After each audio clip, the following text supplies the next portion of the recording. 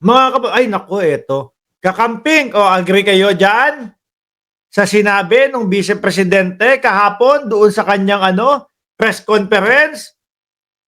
O sino yung kakamping dito na uma-agree na merong kakamping talagang pumalakpak sa Vice Presidente doon sa niya press conference, press 2.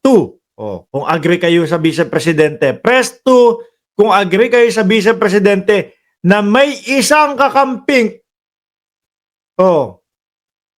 na papalakpak sa kanya.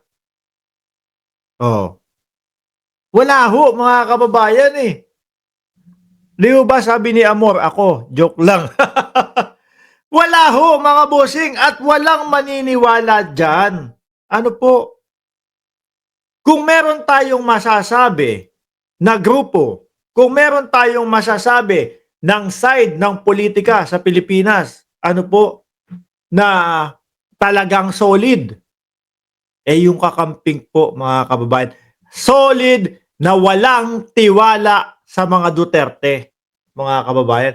Kayo ho, naniniwala kayo dun sa pagkakasabi ng Vice Presidente, o yung mga yan, supporter ni Lenny yan, pero pinapalakpakan ako?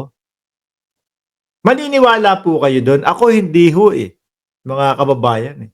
Hindi po. Dahil simulat sa pool pa lang po, mga kababayan, wala ni isang kakamping ang nakita ko na sumuporta, humanga, at nagtiwala sa mga Duterte. So bakit nasabi ng Vice Presidente to? Sabi dito, VP Sara, Lenny supporters yan, pero pumapalakpak sa akin. Kasi ho, mga kababayan, simula pa lang ho, no, nung pumunta ng, saan ba yun, Naga, si Vice Presidente, ramdam na natin na gusto nilang makuha yung suporta ng mga kakamping. Ano po? Kasi wala na talaga eh. Ubos na talaga yung mga sumusuporta sa kanila. Mga DDS, nandiyan pa din pala, no? Yung mga DDS na hindi na alam kung ano ang gagawing pagtatanggol sa Vice Presidente. Biruin mo, sana makakakuha sila ng magandang pagpapaliwanag sana doon. Galing doon sa press conference ng Vice Presidente at ipagyayabang nila sa atin. Yari na kayo, lagot na kayo. Eto na, magsasalita na si VP Sara. Tapos wala silang nakuhang ipanlalaba, ipambabato sa atin. Paano? Panchismisan lang ho yung naging press conference, mga kababayan. Bumalik tayo sa Naga. Alam naman po natin na kumukuha na sila ng suporta, no? Kay Attorney Lenny Robredo, o dating Vice Presidente, mga kababayan. Kaya lang ho, wala talaga, imposible hong makakuha ng suporta sa mga kakamping. Sa totoo lang po, eto, sabihin nyo sa akin napaka-harsh naman yung ginamit mong word para sabihin yan. Sabihin nyo, i-comment nyo dyan sa comment section kung ano masasabi nyo. Sukang-suka po ang mga kakamping sa mga Duterte, mga boss. So ngayon, ganito yan. Naalala nyo yung Marcoleta. Yung Marcoleta, naalala nyo si Attorney Enzo Cruz. Ano po? Diba, may pinag-usapan sila doon sa Kongreso, mga boss.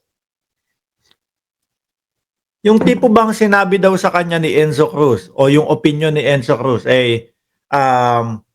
nanlinlang or something like that, mga kababayan. Dahil nga, yung Marcoleta, pwede daw sa lahat. Kumbaga, pwede kay BBM, pwede dun sa kay Lenny, pwede dun sa kung sino man. Lahat kinamayan. So, in general, mga kababayan, kinukuha ang lahat ng suporta, mga bossing. Ano po? So, ganyan lang din ho yan, mga kababayan.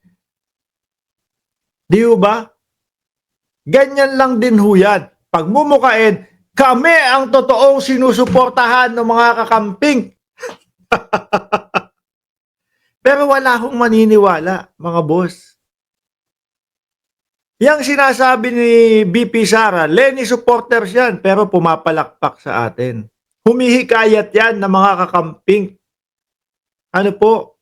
At gusto nilang ipamuka sa mamamayang Pilipino na ito pati kakamping humahanga sa akin. Kasi wala na po silang maipakita na yung kanilang grupo ay lumalakas. Ano po? Yung mga sinisigaw ng mga DDS, yung mga sinisigaw ng mga vlogger, sinisigaw ni Maharlika, anak ng tinapa. May 2 taon ko na huyatang naririnig, araw-araw lumalakas sila, araw-araw bababa ang Pangulo. Di ba si Rocansaki at Just Vincent? Araw-araw na lang ho sa ginawa ng Diyos, bababa ang Pangulo para kay Maharlika. Araw-araw na lang po na ginawa ng Diyos, 1 buwan na lang ang itatagal ng Pangulo sa kanyang posisyon. Pero hanggang ngayon, nandun pa din, mga kababayan. So eto, para mapagtakpan, yung talagang nauubos nilang supporter. Nadamay pa si Lenny. Nadamay pa yung dating vice-presidente, nananahimik na lang nga ho, mga kababayan. Tuloy natin. Mga Lenny supporter pa yan, ha? Tignan mo, pumapalakpak sila sa akin. Saad ni Vice President Sara Duterte sa ginanap na press conference. Grabe yun. Higop muna ng kape. Grabe yung pambabastos nila. Kay Atty. Lenny Robredo, mga kababayan. Lalong-lalo na ho nung panahon na nanunungkulan ang dating Pangulong Duterte. Kulang na lang po gamitin natin yung salitang pambabalahura. Yun ang naging trato nila kay Atty. Lenny Robredo. Tayo ho, mga kababayan, hindi tayo magmamalinis. Nung panahon ho ng eleksyon, ako nakikilutang-lutang. Lutang. Nakikiganon-ganon ako Ano po? Bardagulan nung panahon ng eleksyon. Kaso ho, mga kababayan, ngayon parang mas nakita natin kung sino talaga yung lutang. Kasi yung dating yung palutang-lutang natin, pang-asaran lang yun. Ano po? Dahil nagsasalita tayo ng mga lutang kasi nga si Atty. Lenny Robredo para maipaliwanag ng maayos minsan may pabalik-balik siya. Pero alam natin kung ano yung gusto niyang puntohin. Alam natin kung ano yung gusto niyang sabihin. Yung BP natin ngayon, minsan magugulat ka na lang. Biglang, utang ina, sabi pa, sorry, kala ko nasa MRU tayo. Napapa-PI yung vice-presidente natin ngayon, magugulat siya, biglang magsasalita Gusto, alam mo yun, yung bata, hinihingi yung relo niya, hindi ibinigay, why should I give it to you? Sabi ng presidente. Gusto daw putulan ng leeg ang Pangulo. Yung mga tip, yun po.